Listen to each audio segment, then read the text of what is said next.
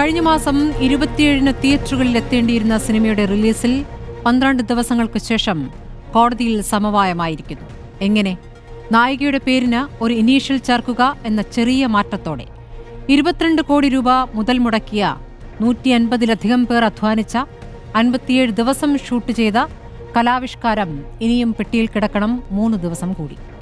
ജാനകിക്ക് സീതയുമായി ബന്ധമില്ല എന്ന സിനിമ നേരിട്ട് കണ്ട കോടതി തന്നെ നിരീക്ഷിക്കുന്നു. അങ്ങനെ ഒരാൾക്കും ബുദ്ധിമുട്ടില്ലാത്ത ഒരു പേരിനായി ഇനിയും ബുദ്ധിമുട്ടണം അണിയറക്കാർ, ഇനിയും എടുക്കണം പണി. ഒരേ സമയം 2 കേസുകളാണ് ഈ സിനിമയിലെ ജാനകിയും അണിയറക്കാരും നേരിട്ടത്. ഒന്ന് സിനിമയിലും, ഒന്ന് നേരിട്ടും. നീതി തേടിയിറങ്ങിയ കേന്ദ്ര കഥാപാത്രമുള്ള സിനിമയ്ക്ക് നീതി ലഭിച്ചോ എന്ന ചോദ്യം അപ്പോഴും അവശേഷിക്കുകയാണ്. വി വഴക്കം മുന്നറിയിപ്പോ എന്നതാണ് ചോദ്യം.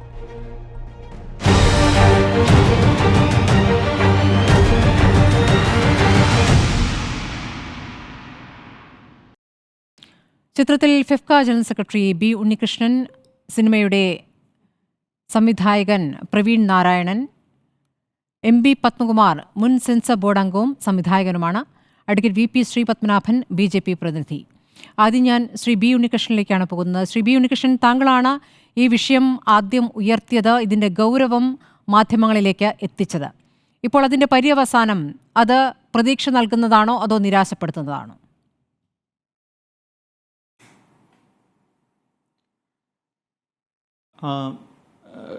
താങ്കൾക്കറിയാവുന്ന പോലെ CBFC ആദ്യഘട്ടത്തിൽ നിർദ്ദേശിച്ചത് ഏതാണ്ട് 96 കട്ടുകളായിരുന്നു. ചില സീനുകൾ തന്നെ അവരൊഴിവാക്കണം എന്ന് പറയുന്നുണ്ടായിരുന്നു. ഒപ്പം കഥാപാത്രത്തിൻ്റെ പേര് ജാനകി എന്നുള്ളത് മെയിൻറ്റെയിൻ ചെയ്യാനേ പാടില്ല, വേറൊരു പേര് അത് പുനഃനാമകരണം ചെയ്യണമെന്നും CBFC ആവശ്യപ്പെട്ടിരുന്നു. അപ്പോൾ അത്തരത്തിലുള്ള ഒരു നിലപാടിൽ നിന്നും തീർച്ചയായിട്ടും അവർ പുറകോട്ട് പോയിരിക്കുന്നു. 2 സ്ഥലത്ത് അത് മ്യൂട്ട് ചെയ്യണം, പിന്നെ ജാനകിക്ക് ഒരു ഇനിഷ്യൽ ആഡ് ചെയ്യണം എന്നുള്ള ഒരു നിലപാടിലേക്ക് അവർ വരുമ്പോൾ തീർച്ചയായിട്ടും അവരുടെ ആദ്യ നിലപാടുമായിട്ട് നോക്കുമ്പോൾ ഇതിൻ്റെ സംവിധായകൻ, ഇതിൻ്റെ നിർമ്മാതാവ്, വിതരണക്കാരെ എല്ലാം നടത്തിയ ഒരു ലീഗൽ ബാറ്റിലിന് തീർച്ചയായിട്ടും ഫലമുണ്ടായിട്ടുണ്ട്.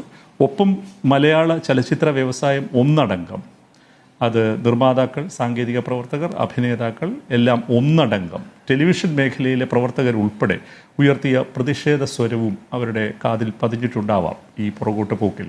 എന്നിരുന്നാൽ പോലും ഇവരുടെ അഫിഡവിറ്റ് നമ്മൾ ശ്രദ്ധാപൂർവം വായിക്കുകയാണെങ്കിൽ ഇനി വരാനിരിക്കുന്ന ചിത്രങ്ങൾക്ക് ഉണ്ടായേക്കാവുന്ന ഭീഷണി എത്ര വലുതാണ് എന്ന് നമുക്ക് ബോധ്യപ്പെടും.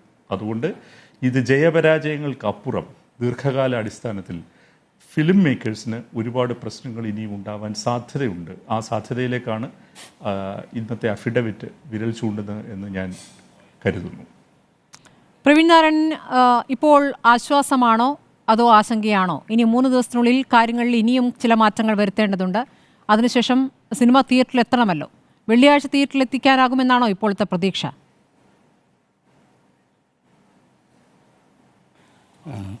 അതെ, ഈ ഒരു മൊമെൻറ്റ് നമുക്ക് ഏറ്റവും വലിയ പ്രതീക്ഷ അത് തന്നെയാണ്. വരുന്ന വെള്ളിയാഴ്ച തിയേറ്ററുകളിൽ, അതായത് ജൂലൈ, അതായത് സെൻസർ സർട്ടിഫിക്കറ്റ് എന്ന് കിട്ടുന്നു അതിനുശേഷം മാത്രം നമ്മൾ ഈ തീരുമാനങ്ങൾ എടുക്കുന്നതിൽ അർത്ഥമുള്ളൂ. ഈ കടന്നുപോയ ദിവസങ്ങൾ നിങ്ങൾ അതിനോട് ഏറ്റുമുട്ടിയ സാഹചര്യം ഒന്ന് വിശദീകരിക്കാമോ? ഇപ്പോൾ കോടതിയിൽ നടന്ന കാര്യങ്ങൾ മുഴുവൻ പുറത്തേക്ക് പറഞ്ഞിട്ടില്ല എന്ന് താങ്കളടക്കം പറഞ്ഞു. ഇതിൽ എങ്ങനെയാണ് നിങ്ങൾ ബുദ്ധിമുട്ടിയത്? ഇത് ഇനിയിപ്പോൾ ഒരു സെൽഫ് സെൻസർഷിപ്പ് ഏർപ്പെടുത്തേണ്ടതിലേക്ക് കൂടിയാണല്ലോ. നിങ്ങൾ ഭയക്കണം, ഇന്ന കാര്യങ്ങൾ ചെയ്യുമ്പോൾ ഭയക്കണം എന്നൊരു കാര്യം വന്നു കഴിഞ്ഞു. ഇപ്പോൾ ഈ 96-ൽ 2 വന്നിട്ടുള്ളൂ, 2 കട്ടേ ഉള്ളൂ. 2 കാര്യങ്ങളിലേക്ക് അത് ചുരുക്കി എന്ന് പറയുമ്പോഴും ആ 2 കാര്യങ്ങളും വേണ്ടതാണ് എന്ന അഭിപ്രായം താങ്കൾക്കുമില്ല. ഈ ചർച്ചയിൽ പങ്കെടുക്കുന്ന 3 പേർക്കെങ്കിലും ഇല്ല എന്നാണ് ഞാൻ കരുതുന്നത്. 4ാമത്തെ ആളുടെ അഭിപ്രായം ഞാൻ തേടേണ്ടതുണ്ട്. അപ്പോൾ ഈ ഘട്ടത്തിൽ താങ്കൾ അതിനെ എങ്ങനെ കാണുന്നു എന്ന് അറിയാനൊരു കൗതുകമുണ്ട്.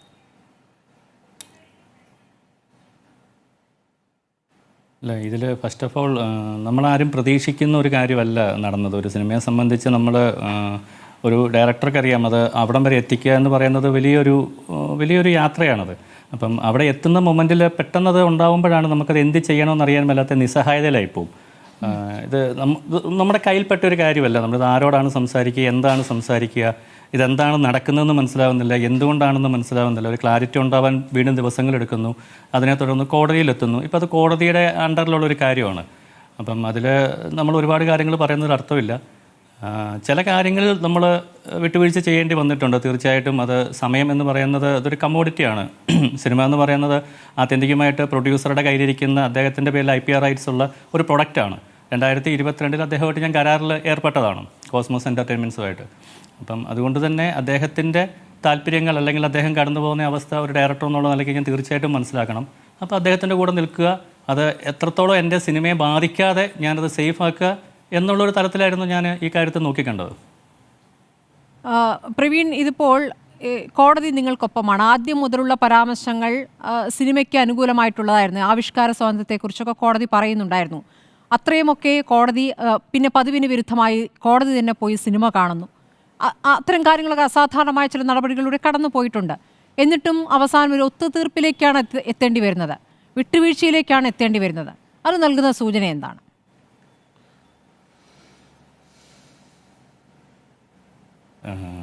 ഇത് വിട്ടുവീഴ്ച എന്നതിനേക്കാൾ ഉപരി ചില കാര്യങ്ങളിൽ, അതായത് ഇപ്പം ഇത് ഒരു വൈഡ് സ്കോപ്പിലുള്ള ഒരു കാര്യത്തെപ്പറ്റിയാണ് അവർ നമ്മളോട് പറയുന്നത്. കാരണം ഡയറ്റി, സീതാദേവി, അങ്ങനെ പറയുന്ന കുറേ കാര്യങ്ങൾ ഇപ്പം ഇന്ത്യ പോലൊരു രാജ്യത്ത് ഏകദേശം 140 കോടി ജനങ്ങൾ ജീവിക്കുമ്പോൾ അവരെ ഏത് രീതിയിൽ ബാധിക്കും, എങ്ങനെ ബാധിക്കും എന്ന് ഉള്ള ഒരു, അല്ലെങ്കിൽ ആ ഒരു കാര്യം ജനങ്ങളിലേക്ക് എത്തിക്കാൻ വേണ്ടിയാണല്ലോ സെൻസർ ബോർഡ് നിൽക്കുന്നത്. അപ്പം അവർക്ക് അവരുടേതായ കാര്യങ്ങളുണ്ട്, അവർക്ക് അവരുടേതായ പോളിസീസ് ഉണ്ട്. സമൂഹത്തിലുണ്ടാകുന്ന വ്യതിയാനങ്ങൾ അവർ തീർച്ചയായിട്ടും റീഡ് ഉണ്ടെന്നാണ് ഞാൻ വിശ്വസിക്കുന്നത്. അപ്പോൾ അതിൻ്റെ ഭാഗമായിട്ട് കാലാനുസൃതമായിട്ട് ഒരുപക്ഷെ അവർക്ക് തീരുമാനങ്ങൾ എടുക്കേണ്ടി വന്നേക്കാം. എന്നെ സംബന്ധിച്ച് ഞാനൊരു കലാകാരൻ എന്നുള്ള നിലയ്ക്ക് എൻ്റെ സിനിമ, ഇപ്പം അവരാദ്യം പറഞ്ഞ കാര്യങ്ങൾ ഒരിക്കലും അതങ്ങനെ ചെയ്താൽ സിനിമ പുറത്തിറക്കുന്നതിൽ യാതൊരു അർത്ഥം ഉണ്ടായിരുന്നില്ല. അതുകൊണ്ടാണ് അന്ന് പ്രൊഡക്ഷനും പ്രൊഡ്യൂസറും എൻ്റെ കൂടെ തന്നെയാണ് നിന്നത്. നമ്മൾ കഴിഞ്ഞ 27 റിലീസായേണ്ട ഒരു സിനിമയെ പറ്റിയാണ് ഇന്ന് ഈ നിമിഷവും സംസാരിച്ചുകൊണ്ടിരിക്കുന്നത്. ഓരോ ദിവസവും അതിന് കയറുന്ന ഇൻട്രസ്റ്റ് അത് ഭീമമാണ്. അപ്പം അതുകൊണ്ട് തീർച്ചയായിട്ടും ബുധനാഴ്ച തീർച്ചയായിട്ടും നമുക്ക് സർട്ടിഫിക്കറ്റ് കിട്ടുമെന്ന് തന്നെയാണ് 100% വിശ്വസിക്കുന്നത്. ഇതിൽ നായകനായി എത്തുന്നത് സുരേഷ് ഗോപിയാണ്. സുരേഷ് ഗോപി കേന്ദ്ര സഹമന്ത്രിയാണ്. അപ്പോൾ ആ സർക്കാരിൻ്റെ ഭാഗമായി തന്നെ വരുന്ന ഒരു തീരുമാനം എന്നുള്ള നിലയ്ക്ക് സുരേഷ് ഗോപി ഇക്കാര്യത്തിൽ ഇടപെട്ടിട്ടില്ല എന്നാണ് ഞാൻ മനസ്സിലാക്കുന്നത്. ഈ കോടതി ഉത്തരവിന് ശേഷം, ഈ ഒത്തുതീർപ്പിന് ശേഷം അദ്ദേഹത്തെ ബന്ധപ്പെട്ടിരുന്നോ? കാര്യങ്ങൾ അറിയിച്ചപ്പോൾ എന്തായിരുന്നു അദ്ദേഹത്തിൻ്റെ പ്രതികരണം?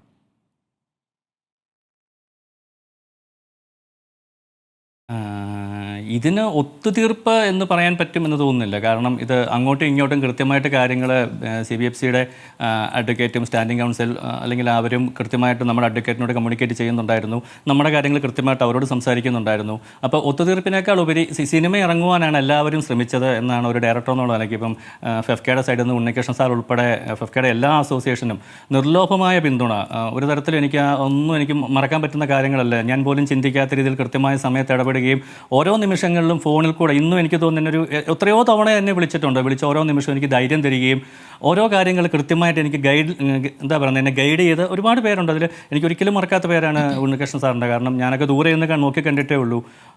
അപ്പം തീർച്ചയായിട്ടും ഇതൊരു ഒത്തുതീർപ്പെന്ന് ഒരിക്കലും അങ്ങനെ ഞാൻ കരുതുന്നില്ല. ഈ സിനിമ ഇറങ്ങുക എന്നുള്ളതാണ് ഇരിക്കുന്ന എല്ലാവരുടെയും ആഗ്രഹം, നമ്മുടെ എല്ലാവരുടെയും ആഗ്രഹം. എല്ലാവരും ചേർന്നൊരു ശ്രമം നടത്തുന്നു. സിനിമയുടെ അണിയറ പ്രവർത്തകരെ സംബന്ധിച്ച് അതിന്റെ സാമ്പത്തിക ബുദ്ധിമുട്ടുകൾ, സിനിമ എത്രയും വേഗം തിയേറ്ററിൽ എത്തുക എന്നുള്ളത് തന്നെയാണ് OTT പ്ലാറ്റ്ഫോമിന്റെ വിഷയം അവിടെ നിൽക്കുകയാണ്. അതിന്റെ സമയവും അതിക്രമിച്ചിരിക്കുന്നു എന്നുള്ള കാര്യം അറിയാനാകുന്നു. അപ്പോൾ ആ കാര്യങ്ങൾ നിങ്ങൾക്ക് ചെയ്യേണ്ടതുണ്ട്. പക്ഷേ ഈ തീർപ്പാക്കലാണല്ലോ നടന്നിരിക്കുന്നത്, പറഞ്ഞു തീർപ്പാക്കൽ. ആ തീർപ്പാക്കൽ രണ്ട് ഭാഗത്തു നിന്നും ചില വിട്ടുവീഴ്ചകൾ ചെയ്യേണ്ടി വന്നിരിക്കുന്നു. നിങ്ങളെ സംബന്ധിച്ച് ചെയ്യേണ്ട വിട്ടുവീഴ്ച എന്ന് പറയുന്നത് ഈ കോടതിക്കകത്തെ കാര്യങ്ങളിൽ, കോടതിയിലെ വിചാരണ നടപടികളുടെ സംഭവങ്ങളിൽ ജാനകി എന്ന പേര് മ്യൂട്ട് ചെയ്യണം, അല്ലേ? അതുകൂടാതെ അന്യമതസ്ഥനാണ് വിചാരണ ചെയ്യാൻ വരുന്നത്, അല്ലെങ്കിൽ ക്രോസ് വിസ്താരത്തിന് വരുന്നത് അഭിഭാഷകനായി എന്നതൊരു വിഷയമായി ചൂണ്ടിക്കാണിക്കുകയാണ്. അതെങ്ങനെയാണ് സെൻസർ ബോർഡ് പറയുന്നത്?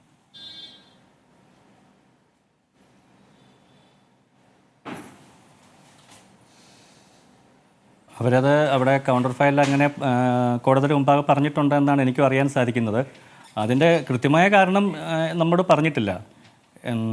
എങ്കിലും സിനിമയിൽ രണ്ടിടത്തായിട്ട്, അതായത് ആദ്യം അവർ സംസാരിച്ചനുസരിച്ച് ഏകദേശം 96 സ്ഥലങ്ങളിൽ കട്ട് ചെയ്യുക, റീഡബ് ചെയ്യുക, ചില സീനുകളുണ്ടാകുന്ന മാറ്റങ്ങൾ അവിടെ നിന്നൊക്കെ മാറി അതിൻ്റെ കൃത്യമായ കാര്യങ്ങൾ നമ്മൾ സംസാരിച്ചപ്പോൾ അവരും അതിൻ്റെ ഒരു കാര്യം ഉൾക്കൊള്ളുകയും അതിന് പ്രകാരമാണ് ഇന്ന് രാവിലെ സെൻസർ ബോർഡിൻ്റെ സൈഡിൽ നിന്ന് അഡ്വക്കേറ്റ് ഹാരിസ് ബിരാൻ സാർ പറഞ്ഞതുപോലെ അവരുടെ സൈഡിൽ നിന്നാണ് ഇങ്ങനൊരു സജഷൻ ഉണ്ടാവുകയും അതിനെ തുടർന്ന് നമ്മളത് കൂടി ആലോചിച്ച് നല്ലൊരു തീരുമാനത്തിലേക്ക് എത്തുവാനുണ്ടായത്.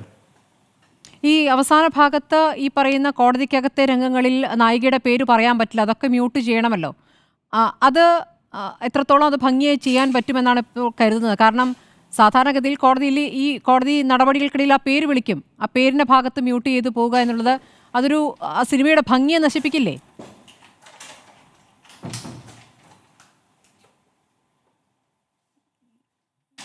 അതിൻ്റെ ഒരു ഫ്ലോയെ ബാധിക്കാതിരിക്കും എന്ന് ഒരിക്കലും പറയാൻ പാടില്ല. എങ്കിലും ഇതിപ്പം എല്ലാവർക്കും അറിയാവുന്ന ഒരു കാര്യമാണ്. പിന്നെ ഒരുപക്ഷെ അങ്ങനെയല്ല, അതായത് ഇപ്പോൾ കോടതി അതൊരു കോർട്ട് റൂം ഡ്രാമയാണ്, അങ്ങനെ ഒരു സിനിമയാണ്, കോർട്ട് റൂം ഡ്രാമ ജോണറിലുള്ളൊരു സിനിമയാണ്. അതിൽ ഏറിയ പങ്കും സിനിമ നിൽക്കുന്നത് കോടതിക്കകത്താണ്. അപ്പം അങ്ങനെയുള്ള ഒരുപാട് സ്ഥലങ്ങളിലല്ല അവർ പറഞ്ഞത്. അവർ സ്പെസിഫിക്കായിട്ട് കൃത്യമായിട്ട് ഒരു ടൈം ലൈൻ തന്നിട്ടുണ്ട്. ഇത്ര സമയത്തിനകത്ത് ഉപയോഗിക്കുന്ന സ്ഥലത്ത് ഒരു 3-4 സ്ഥലങ്ങളിൽ ജാനകി എന്നുള്ള നിങ്ങൾ മ്യൂട്ട് ചെയ്യണം. അതിൻ്റെ കാരണം അവർ കൃത്യമായിട്ട് നമ്മളെടുത്ത് സംസാരിച്ചിരുന്നു. ഒരു സംശയം, അന്യമതസ്ഥനായ അഭിഭാഷകൻ ക്രോസ് വിസ്താരം ചെയ്യുന്നതാണോ അവിടെ ആ പേര് പറയരുതെന്നാണോ? അതുകൊണ്ടാണെന്ന് എനിക്ക് തോന്നുന്നില്ല. കാരണം അവിടെ മാത്രമല്ല, അതിനേക്കാൾ ഒരുപാട് സ്ഥലങ്ങളിൽ ആ ഒരു പേര് നമ്മുടെ ഓപ്പോസിറ്റ് കഥാപാത്രം പറയുന്നുണ്ട്. അപ്പം അതുകൊണ്ടാണെന്ന് തോന്നുന്നില്ല. പക്ഷേ ആ പറഞ്ഞ ഡയലോഗുകളിലാണ് അവർക്ക് കുറച്ച് ഇഷ്യൂസ് ഉണ്ടായത്. അത് സിനിമയ്ക്കകത്ത് നിൽക്കുന്നതും സിനിമ റിലീസ് ആകാത്തത് കൊണ്ടും എനിക്ക് പറയുന്നതിന് ലിമിറ്റേഷൻസ് ഉണ്ട്. മനസ്സിലായി. ശരി, ഞാൻ ശ്രീ പത്മകുമാറിലേക്ക് പോകുന്നു. ശ്രീ പത്മകുമാർ, താങ്കൾക്കും ഒരു സംവിധായകൻ എന്ന നിലയ്ക്ക് ചില ദുരനുഭവങ്ങളുണ്ട്. ഇതേപോലെ തന്നെ താങ്കൾ സെൻസർ ബോർഡ് മുൻ അംഗം കൂടിയാണ്. ഇപ്പോൾ ഈ സിനിമയുമായി ബന്ധപ്പെട്ട് കോടതിയിലെ നടപടികൾ അവസാനിക്കുമ്പോൾ താങ്കൾ അതിനെ എങ്ങനെയാണ് കാണുന്നത്? പോസിറ്റീവായിട്ടാണോ? അതായത് വളരെ സന്തോഷമുണ്ട്. ഈ ഒരു വിജയത്തിൽ എനിക്ക് സന്തോഷമുണ്ട്. പിന്നെ എന്നെ ഒരു മുൻ സെൻസർ ബോർഡ് അംഗമായിട്ട് ഒരു കസേര തന്ന് ഈ ചർച്ച ചെയ്ത് ഇരുത്തിയതിൽ എനിക്ക് വളരെ സങ്കടമുണ്ട്. കാരണം ഞാൻ മുൻ സെൻസർ ബോർഡ് അംഗമല്ല, ഈ പ്രശ്നം നേരിട്ടത് ഞാനാണ്. ഈ പറയുന്നത് ജാനകിയെ വെട്ടിമാറ്റാൻ വേണ്ടി, ജയന്തിയാക്കാൻ വേണ്ടുന്നതിന് മുമ്പ് ഞാൻ ഒരുപാട് പേരുടെ കാലം കൈ പിടിച്ചതാണ്. പക്ഷേ സ്വാഭാവികമായിട്ട് എനിക്കൊരു സഹായമായിട്ട് വന്ന് ബി ഉണ്ണികൃഷ്ണൻ സാറാണ്, അദ്ദേഹത്തോടേക്ക് ഒരുപാട് നന്ദിയുണ്ട്. പിന്നെ കോടതിയുടെ തീരുമാനങ്ങൾ എന്താണെന്ന് എനിക്ക് വ്യക്തമായിട്ട് അറിയില്ല. പക്ഷെ എനിക്കൊരു അവ്യക്തത, ഒരു പുകമറ എവിടെയോ എനിക്ക് ഫീൽ ചെയ്യുന്നുണ്ട്. ഇപ്പം ജാനകി വി എന്ന് പറയുന്നത് ഒരു ഔദാര്യമായിട്ട് കരുതാൻ പറ്റത്തില്ല. ഇപ്പം വി എന്തിനും പേരിനെ മാത്രം ചിന്തിക്കുന്ന സെൻസർ ബോർഡിനും അതിന്റെ അധികാരികൾക്കും വിയെ ഒരു വിധേയൻ എന്ന് പറയുന്ന, എന്താ അദ്ദേഹത്തിന്റെ പേര്, വിദേഹൻ എന്ന് പറയുന്ന ജാനകിയുടെ സീതയുടെ അച്ഛന്റെ പേരാണ്. അതുകൊണ്ടാണ് വൈദേഹി എന്ന് പറയുന്നത്, വിദേഹൻ. അപ്പൊ അതുകൊണ്ട് തന്നെ ജാനകി വി എന്ന് പറയുന്നത് ജാനകിയുടെ അച്ഛന്റെ പേരാണ്. ഇപ്പൊ സ്വാഭാവികമായിട്ടും ജാനകിക്ക് സീത എന്നുള്ള പേര് അനുവദിച്ചു കൊടുത്തു തന്നെയാണെന്ന് ഞാൻ പറയും. പിന്നെ ഇത്രയൊക്കെ പോരാട്ടം നടന്നിട്ടും ഇടയ്ക്ക് വെച്ച് പിന്മാറി എന്തിനാണെന്ന് മനസ്സിലാകുന്നില്ല. പോരാട്ടം നടത്തി നമ്മൾ നേടിയെടുത്തു എന്ന് പറയുന്നതിന്റെ ഒരു വല്ലാത്തൊരു പുകമറ. മാത്രമല്ല, യഥാർത്ഥ പ്രശ്നം ഞാൻ നേരത്തെ പലപ്പോഴും ചൂണ്ടിക്കാണിച്ചാണ്. ഒരു കോടതി മുറിയിൽ വെച്ച് ഒരു അഭിഭാഷകൻ അന്യമതസ്ഥനാണ്, അതുകൊണ്ടാണ് അവരെ ചൊടിപ്പിക്കുന്നതെന്ന് പറഞ്ഞ് ഇതേ പ്രശ്നം ഞാൻ നേരിട്ടതാണ്. എന്റെ സിനിമയിലെ കഥാപാത്രം ജാനകി എന്ന് പറയുന്ന അവർ പറഞ്ഞു സീതയാണ്, സീതയുടെ പര്യായമാണെന്ന് പറയുന്നു. ആ സീത എബ്രഹാം എന്നൊരു കഥാപാത്രത്വവുമായിട്ട് സൗഹൃദം കൂടുന്നിടത്താണ് സെൻസർ ബോർഡിന്റെയും അതിന്റെ അധികാരികളെയും ഒക്കെ ചൊടിപ്പിച്ചത്. അതേ പ്രശ്നത്തിന്റെ മറ്റൊരു വേർഷനാണ് ഇവിടെ സംഭവിക്കുന്നത്. ഇവിടെ ജാനകിയാണോ പ്രശ്നം, സീതയാണോ പ്രശ്നം, ഏബ്രഹമാണോ പ്രശ്നം, അതോ ക്രിസ്ത്യാനിറ്റി ഹിന്ദുവും തമ്മിലുള്ള ആ ഒരു ഐക്യത്തിന് ആരെങ്കിലും ഒക്കെ പേടിക്കുന്നുണ്ടോ എന്നുള്ളത് വളരെ ഗൗരവത്തോടെ തന്നെ നോക്കണം. ഇത് ഞാൻ അനുഭവിച്ചതാണ്. എന്നോട് പറഞ്ഞത് ഏബ്രഹാമിനെ മാറ്റി നീ ജാനകിയെ മാറ്റേണ്ട, ഏബ്രഹാമിനെ മാറ്റി മോഹനെന്നോ കൃഷ്ണനോ ഇടാൻ പറഞ്ഞു. ഇന്ന് അന്യമതസ്ഥനായ ഒരു വക്കീൽ വന്നിട്ട് ഒരു കോടതി മുറിയിൽ വെച്ച് ആ ഇരയോട് സംസാരിക്കുന്നത് അന്യമതസ്ഥനായതുകൊണ്ട് അത് പാടില്ല എന്ന് പറയുന്നിടത്തൊക്കെ വല്ലാത്തൊരു സംതിങ് ഫിഷി എന്ന് എനിക്ക് തോന്നാറുണ്ട്. യാഥാർത്ഥ്യത്തിൽ അങ്ങനെ സംഭവിക്കാമല്ലോ. ജാനകി എന്ന ഒരു ഇരയുണ്ടാകാം, ജാനകി കോടതിയെ സമീപിക്കാം, അവിടെ ഒരു അന്യമതസ്ഥൻ അഭിഭാഷകനായി വരാം, ക്രോസ് വിസ്താരം ചെയ്യുക, ഇതൊക്കെ ഈ നാട്ടിൽ നടക്കുന്ന കാര്യമാണല്ലോ. അങ്ങനെ സംഭവിച്ചാൽ ഇവിടെ എന്തോ വലിയ ലഹളയുണ്ടാകാൻ പോകുന്നു എന്ന പ്രതീതി സൃഷ്ടിക്കുകയാണ്. ആരോടാണ് ഇത് സെൻസർ ബോർഡ് സംസാരിക്കുന്നൊരു വിഷയം കൂടിയുണ്ടല്ലോ. ഇവിടുത്തെ ആളുകൾ, ജനങ്ങൾ അത്രയ്ക്ക് ബുദ്ധിയില്ലാത്തവരാണോ മണ്ടന്മാരാണോ എന്ന ചോദ്യമുണ്ടല്ലോ. ഈ സ്വാതന്ത്ര്യാനന്തര ഭാരതത്തിലെ അല്ലെങ്കിൽ ഞാൻ വരയ്ക്കുന്ന ചിത്രത്തിന്, ഞാൻ എഴുതുന്ന കവിതയ്ക്ക്, ഞാൻ എടുക്കുന്ന സിനിമയ്ക്ക് അപ്പുറത്ത് ആരുടെയോ ചിന്ത ഇംപ്ലിമെന്റ് ചെയ്യണമെന്നുണ്ടെങ്കിൽ ഞാൻ എന്ന കലാകാരൻ ഈ ഭൂമിയിലെ എന്ത് അവകാശമുള്ളതെന്നൊരു ചോദ്യം വരത്തില്ലേ? ഈ സ്വാതന്ത്ര്യം കിട്ടിയ ഭാരതത്തിൽ വീണ്ടും ഒരു സ്വാതന്ത്ര്യത്തിനായി നമ്മൾ പോരാടേണ്ട സമയം അതിക്രമിച്ചിരിക്കുന്നു. ഇത് ആരോടാണ് നമ്മൾ പോരാടേണ്ടത്? സെൻസർ ബോർഡ് പറയുന്നു സെൻസർ ബോർഡ് അല്ല കാരണം മറ്റാരൊക്കെയാണെന്ന്, മറ്റാരൊക്കെ സംഘടനകൾ പറയുന്നു ഇത് സെൻസർ ബോർഡിന്റെ മാത്രം തീരുമാനമാണെന്ന് പറയുന്നു. ഇത് ജനങ്ങൾ അത്ര വിഡ്ഢികളാകുകയാണോ? ഒരു സിനിമയെ തിയേറ്ററിൽ എത്തിക്കാൻ വേണ്ടി നമുക്ക് പല മാർഗ്ഗങ്ങളും സ്വീകരിക്കാൻ പറ്റും. പക്ഷേ രാപകൽ കഷ്ടപ്പെട്ടിട്ട് ചോര നീരാക്കി. ഒന്നാമത്തെ കാര്യം, ഇവിടെ സെൻസർ ബോർഡ് തലസ്ഥാനത്ത് സെൻസർ ബോർഡിന് മുന്നാകെ വന്നപ്പോൾ അത് അംഗീകരിക്കപ്പെട്ടതാണ്, കുഴപ്പമില്ല, അത് തിയേറ്ററിൽ എത്തുമെന്നുള്ള ഉറപ്പ് അതിന്റെ അണിയറ പ്രവർത്തകർക്ക് കിട്ടിയതാണ്. പിന്നീട് മുംബൈയിൽ നിന്നാണല്ലോ വിളി വരുന്നത്. പിന്നീട് നടന്ന കാര്യങ്ങൾ മുഴുവൻ ഈ കേരളം ഇവിടെ ചർച്ച ചെയ്യുകയും വാർത്തയാവുകയും ചെയ്ത കാര്യമാണ്. അപ്പോൾ മുംബൈയിൽ നിന്ന് ഇങ്ങനെ ഒരു ഇടപെടൽ ഇതാദ്യമല്ല എന്ന് താങ്കൾക്കും അറിയാം. താങ്കളുടെ ദുരനുഭവത്തിൽ താങ്കൾക്ക് എത്രത്തോളം മുന്നോട്ട് പോകാൻ പറ്റിയെന്നുള്ളതും താങ്കളുടെ അനുഭവമാണല്ലോ. അപ്പോൾ അതിൽ ഈ തരത്തിൽ ഈ സിനിമയുടെ അണിയറ പ്രവർത്തകരുടെ അനുഭവത്തെ വേറെ രൂപത്തിൽ അങ്ങ് സംശയിക്കുന്നുണ്ടോ? അതിലൊരു വ്യക്തതയ്ക്ക് വേണ്ടി ചോദിക്കുകയാണ്. തീർച്ചയായിട്ടും എനിക്ക് വളരെ സംശയമില്ലായിരുന്നു. കാരണം എനിക്ക് തുറന്നു പറയാം, ഈ JSK എന്ന സിനിമയുടെ ഒരു എക്സിക്യൂട്ടീവ് പ്രൊഡ്യൂസർ എന്റെ സെൻസർ ബോർഡിന്റെ അന്ന് വിധി വരുന്ന അവരെന്നോട് പറയുന്നതിന്റെ ആ ദിവസം തന്നെ എന്നെ വിളിച്ച് സംസാരിച്ചതാണ്. ആ എക്സിക്യൂട്ടീവ് പ്രൊഡ്യൂസർക്ക് സർക്കാരിന്റെ ഓഫീസിലുള്ള കാര്യങ്ങൾ കൃത്യമായിട്ട് അറിയാമെങ്കിൽ JSK എന്ന സിനിമയ്ക്ക് വരാൻ പോകുന്ന വിപത്തും അവർക്ക് മുൻകൂട്ടി അറിയാം. അദ്ദേഹം എന്നോട് സംസാരിച്ചു. ഇല്ലാന്ന് മാത്രം അദ്ദേഹം പറയരുത്, കാരണം എന്റെ കയ്യിൽ വ്യക്തമായ തെളിവുണ്ട്. അദ്ദേഹം എന്നെ ആ ദിവസം തന്നെ വിളിച്ചു പറഞ്ഞതാണ്. അങ്ങനെ പറഞ്ഞ അദ്ദേഹത്തിന് അറിയില്ലേ ഈ കോടതിയെ സമീപിച്ചാലും ഈ വരുന്ന ദുരനുഭവം ഇത് തന്നെയാണെന്ന് അറിയില്ലേ? എന്തുകൊണ്ടാണ് പിന്നെ ഇടയ്ക്ക് പോരാട്ടം മതിയാക്കിയിട്ട് ജാനകി V എന്ന് പറഞ്ഞിട്ട് അവർ രക്ഷപ്പെട്ടു പോകുന്നത്? എനിക്ക് മനസ്സിലാവുന്നില്ല. ജാനകി വീതി സീത തന്നെയാണ്. എനിക്ക് ബഹുമാനം തോന്നുന്നത്, ഞാൻ ഇടയ്ക്ക് കയറി പറയല്ല, എനിക്ക് ഉണ്ണികൃഷ്ണൻ സാറിന്റെ ആ ഒരു തീരുമാനത്തോട് ഞാൻ കണ്ടതാണ്. ചിത്രാഞ്ജലിയിലെ CBFCയുടെ ഓഫീസിന് മുമ്പിൽ ആ പൊരി വെയിലത്ത് നിന്ന് ഓരോരുത്തരെയും ചേർത്ത് പിടിച്ച് എന്താ പറഞ്ഞ പോരാട്ടം നടത്തുന്ന ആ ഒരു മനുഷ്യ സ്നേഹിയെ ഞാൻ കണ്ടതാണ്. ലിറ്ററലി അദ്ദേഹം തോറ്റുപോകുകയായിരുന്നു. ഇടയ്ക്ക് വെച്ചിട്ട് അദ്ദേഹത്തിന് ഒന്നും പറയാതായിപ്പോയി. ആ പോരാട്ടം അദ്ദേഹം തുടങ്ങി വെച്ചത് ഇനിയും വരാനിരിക്കുന്ന കലാകാരന്മാർക്ക് ഇനി ഒരു അനുഭവം ഉണ്ടാകരുതെന്ന് കാണിക്കാൻ വേണ്ടിയാണ്. എനിക്കറിയാം ഒരുമിച്ച് തെരുവിലേക്ക് ഇറങ്ങുന്ന കാഴ്ച അന്ന് കണ്ടതാണ്. പക്ഷെ അത് അവിടെ കൊണ്ട് അവസാനിപ്പിക്കാനുള്ളതല്ല എന്നതിന്റെ സൂചനകൾ ഇന്ന് കോടതിയിൽ നിന്ന് ലഭിക്കുകയും ചെയ്യുകയാണ്. ശ്രീ പത്മകുമാർ, താങ്കളുടെ കഥാപാത്രത്തിന്റെ പേര് മാറ്റേണ്ടി വന്നല്ലോ അല്ലേ? ജയന്തി എന്നാക്കേണ്ടി വന്നു അല്ലേ? മാറ്റേണ്ടി വന്നില്ലേ? അതെ. അപ്പോൾ മാറ്റേണ്ടി വന്ന സാഹചര്യം പോലെയാണ് ഇതിൽ V എന്ന് ചേർക്കേണ്ടി വന്നത്. രണ്ടും തമ്മിൽ എന്താണ് വ്യത്യാസം? ഇല്ല മാഡം, ഇത് ഞാൻ ഈ പ്രശ്നങ്ങൾ പല വാതിലുകളിലും പറഞ്ഞാണ്. നിങ്ങൾ ഈ കരുതുന്നത് ജാനകിയോ കൃഷ്ണനോ അല്ലെങ്കിൽ 30 കോടി ദൈവങ്ങളുടെ പേരോ അല്ല ഇവരുടെ പ്രശ്നം. ഇവിടെ സമുദായ സ്പർദ്ധയിലേക്ക് ആരൊക്കെ ആലോചിക്കുന്നു. എന്റെ സിനിമയിലെ പ്രശ്നം അവർ ചൂണ്ടിക്കാണിച്ചിട്ടുണ്ട്. CBFCയുടെ CEO എന്നോട് സംസാരിച്ചതാണ്. നിങ്ങളുടെ ജാനകി അല്ല അവരുടെ പ്രശ്നം. ഞാൻ പലരോടും പറഞ്ഞിരുന്നു, ഈ സംഘടനയിലുള്ള പലരെയും വിളിച്ചു പറഞ്ഞിരുന്നു, ഇതാണ് എന്റെ പ്രശ്നം. ജാനകി അവർ പേര് മാറ്റാൻ പറയുമ്പോൾ അവരെന്നോട് നിങ്ങളെ സഹായിക്കാം. എന്നിട്ട് അരമണിക്കൂർ കഴിഞ്ഞ് കോൾ വിളിച്ചിട്ട് എന്നോട് പറയുന്നത് നിങ്ങൾ ജാനകിയുടെ പേര് മാത്രമല്ലേ പറഞ്ഞുള്ളൂ, എന്തുകൊണ്ടാണ് ഏബ്രഹാമിന്റെ പേര് പറയാത്തെ? അപ്പൊ ജാനകി അല്ല അവരുടെ പ്രശ്നം, ഒരു ഹിന്ദു കഥാപാത്രങ്ങൾ വല്ല പ്രശ്നം. ഇത് അവർ പുകമറ സൃഷ്ടിക്കുന്നതാണ്. ജാനകിയും എബ്രഹാമും ചേരുമ്പോഴാണ് പ്രശ്നം വരുന്നത്. അതുകൊണ്ടാണല്ലോ താങ്കൾ പേര് മാറ്റിയത്. ജാനകിയും എബ്രഹാം മാഡം, എന്റെ സിനിമയ്ക്ക് പുറകിലെ വലിയ പണത്തിന്റെ പിൻബലവോ അല്ലെങ്കിൽ മറ്റൊരു പിൻബലവും ഇല്ല. ഞാൻ മുട്ടിയ ബാധകളിൽ എനിക്ക് കിട്ടിയ ഭീഷണിയുടെ മുമ്പിൽ ഒരു സാധാരണ സിനിമ, ഇപ്പം എന്റെ സിനിമയുടെ പുറകിൽ പ്രവർത്തിച്ച എന്റെ പ്രൊഡ്യൂസർ ജോൺ ഡാനിയൽ എന്ന് പറഞ്ഞ അദ്ദേഹമാണ്. എന്റെ മുമ്പിൽ നിൽക്കുന്ന ക്രിസ്ത്യാനിയായ ഒരു വ്യക്തി, എന്റെ സിനിമാറ്റോഗ്രാഫർ ക്രിസ്ത്യാനിയാണ്. ഇവരുടെയൊക്കെ മനോവികാരങ്ങളെ വേണ്ടെന്ന് വെച്ചിട്ട് എനിക്ക് ഫൈറ്റ് ചെയ്യാൻ പറ്റില്ല. ഞാൻ അവരോട് ചോദിച്ചു എന്ത് ചെയ്യണം? അവർ പറയുന്നത് നമുക്ക് പോരാടാനുള്ള സ്ഥലവും ഇല്ല, സാഹചര്യവും ഇല്ല, പിൻബലവും ഇല്ല. അവസാനം തോറ്റു തന്നെയാണ് നമ്മൾ പിന്മാറിയത്.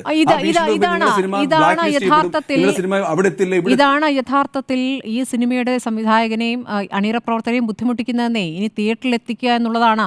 ഇത്രയും പണം ഒഴുക്കി നഷ്ടം സംഭവിച്ചുകൊണ്ടാണ് ഈ ദിവസങ്ങൾ മുന്നോട്ട് പോകുന്നത്. അത് തന്നെയാണ് പ്രവീൺ നാരായണന്റെയും അവസ്ഥ. ഇന്ന് അഭിഭാഷകൻ സംസാരിച്ചല്ലോ, ഹാരിസ് ബീരാൻ സംസാരിച്ചല്ലോ. ഇത് കോടതിയിൽ ഇനിയും അങ്ങോട്ട് മുന്നോട്ട് കൊണ്ടുപോവുകയാണെങ്കിൽ കോടതിയിൽ ജയിപ്പിക്കാൻ കഴിയുന്ന കേസുണ്ട് എന്ന് ആത്മവിശ്വാസത്തോടുകൂടി പറയുകയാണ്. പക്ഷേ അതിന് സമയമില്ല എന്നുള്ളത് നിങ്ങളുടെ ഒരു ദൗർബല്യമാണ്. ആ ദൗർബല്യം മുതലെടുത്തുകൊണ്ട് സെൻസർ ബോർഡ് ഇനിയും മുന്നോട്ട് പോകാൻ സാധ്യതയുണ്ട്. ഇനിയുള്ള സിനിമകളിലും ഈ തരത്തിൽ പ്രവർത്തിക്കും. കാരണം ഒരു ടൈം ബൗണ്ടഡ് ആയിട്ടുള്ള കാര്യങ്ങളാണല്ലോ, അതിനകത്ത് അത് തീർക്കണം, അതെങ്ങനെയെങ്കിലും തിയേറ്ററിൽ എത്തിക്കണം. അപ്പോൾ വിട്ടുവീഴ്ച എന്നത് നിങ്ങളെ സംബന്ധിച്ച് അനിവാര്യമായ കാര്യമായി പോവുകയാണ്. താങ്കളിൽ നിന്ന് എങ്ങനെയാണ് പ്രവീൺ നാരായണൻ വ്യത്യസ്തനാകുന്നത് ആ കാര്യത്തിൽ? അതല്ലല്ല, അത് തെറ്റാണ്. പോരാട്ടം തുടങ്ങിയതാണ്. നമുക്ക് ഇന്ത്യക്ക് സ്വാതന്ത്ര്യം കിട്ടിയിട്ട് പോരാട്ടത്തിലൂടെയാണ്. അവരുടെ സമയബന്ധിതമായിട്ടല്ല ഒരു പോരാട്ടം തുടങ്ങേണ്ടത്. പോരാട്ടം തുടങ്ങിയാൽ അവസാനിപ്പിക്കുന്നിടം വരെ അത് പോരാടണം. സിനിമയല്ല അവിടെ പ്രധാനം. ഇവിടെ ഒരു വിഭാഗം ജനങ്ങൾക്ക് വേണ്ടിയാണ് ഫെഫ്ക കൂടെ നിന്നത്, ഒരുപാട് സംഘടനകൾ കൂടെ നിന്നത്. അവരോടുള്ള ആത്മാർത്ഥതയിൽ അത് ഏതറ്റം വരെ പോയാലും അത് ജാനകിയെ തിരിച്ചെടുക്കണം. ജാനകി അല്ല സമൂഹത്തിന് വേണ്ടത്, ജാനകിയാണ് വേണ്ടത്. അതിനെ തിരിച്ചെടുക്കാനുള്ള ബാധ്യസ്ഥത ആ സിനിമയുടെ അണിയറ പ്രവർത്തകർക്ക് ഉണ്ടാവണം. ഞാൻ പ്രവീൺ നാരായണിലേക്ക് പോവുകയാണ്. പ്രവീൺ കുറച്ചു നേരം കൂടിയേ ഉള്ളത് കൊണ്ടാണ്. പ്രവീൺ, താങ്കൾ ഇതിന് മറുപടി പറയണം. കാരണം ഒരു പോരാട്ടം പാതി വഴിക്ക് ഉപേക്ഷിച്ച് പോവുകയാണ് താങ്കൾ എന്നാണ് താങ്കൾക്കെതിരെ പത്മകുമാർ പറയുന്നത്.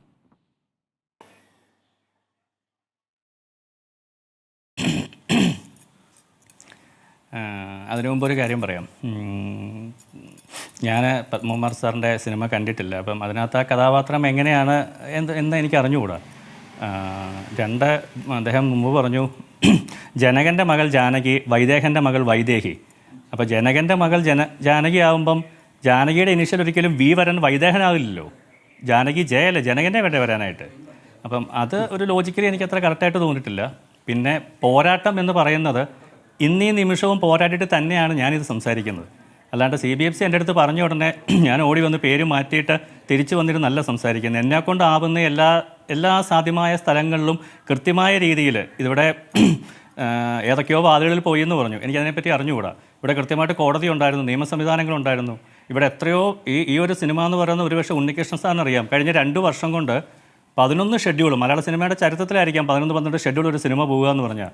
അതിനെപ്പറ്റി പപ്പേട്ടനും അറിവുണ്ടെന്നാണ് എൻ്റെ വിശ്വാസം. അപ്പോൾ അത്രയും തടസ്സങ്ങളിലൂടെ കടന്നു വന്ന് അവസാനം ഭീമമായ തുക ഇൻട്രസ്റ്റിൻ്റെ മുമ്പിൽ നിൽക്കുന്ന ഒരു സിനിമ ഒരിക്കലും ഈ പറയുന്നത് പോലെ പോരാടാൻ വീണ്ടും ഈ കടന്നു പോകുന്ന ഓരോ ദിവസങ്ങളും പ്രൊഡ്യൂസറെ സംബന്ധിച്ച് ഒരുപക്ഷെ നിങ്ങൾ മാധ്യമപ്രവർത്തകരല്ല, നിങ്ങൾക്ക് അന്വേഷിച്ചാൽ അറിയാം, ചെന്നൈ ഹൈക്കോടതിയിൽ വരെ കേസുള്ളതാണ്.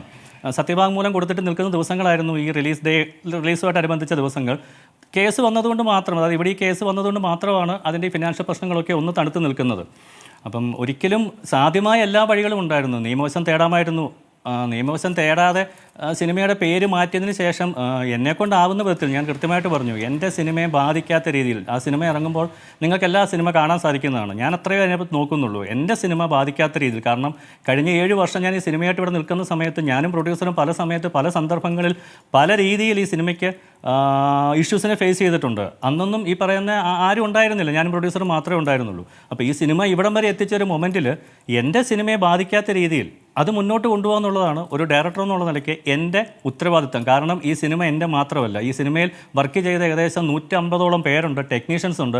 ഈ സിനിമയുടെ എഡിറ്ററുണ്ട് ഷംജിത്ത് മുഹമ്മദ്, ലൂസിഫറിൻ്റെ എഡിറ്ററാണ്. അദ്ദേഹത്തിന് അതിനുശേഷം ചെയ്ത വലിയൊരു സിനിമയാണ്. കലാകാരന്മാരുണ്ട്, പുതുതായിട്ട് കടന്നു വന്ന അഭിനേതാക്കളുണ്ട്. അവരുടെ ഒരു ഭീമമായ അല്ലെങ്കിൽ അവരുടെ എല്ലാം ഒരു സ്വപ്നമാണ്. കഴിഞ്ഞ 2 വർഷം ഇവരെല്ലാവരും ഒരു എന്താ പറയുന്നത് ഒരു ശക്തമായ വോള് പോലെ ഓരോ നിമിഷവും വിളിക്കുന്ന ഓരോ ഷെഡ്യൂളുകളിലും ഓടി വന്ന് എല്ലാ രീതിയിലും എന്നോട് സഹകരിച്ച എൻ്റെ കോർ ടീമാണ്. അവരുടെ കൂടെ സ്വപ്നമാണ് ഈ സിനിമ. അപ്പം ഇത് പോരാടാൻ വിട്ടുകൊടുക്കണോ വേണ്ടോ എന്നുള്ളത് ഞങ്ങളുടെ തീരുമാനമാണ്. ഞങ്ങൾക്ക് അതിനകത്ത് കൃത്യമായ തീരുമാനമുണ്ട്. അത് ഞങ്ങളുടെ അഡ്വക്കേറ്റ് മുഖാന്തരം ഞങ്ങൾ കോടതിയിൽ അവതരിപ്പിച്ചിട്ടുണ്ട്. CBFC അവരുടെ സൈഡിൽ നിന്ന് കൃത്യമായ തീരുമാനം പറഞ്ഞു. അവർക്ക് അങ്ങനെ ചെയ്യുന്നതിന് പല കാരണങ്ങളുണ്ടാവാം.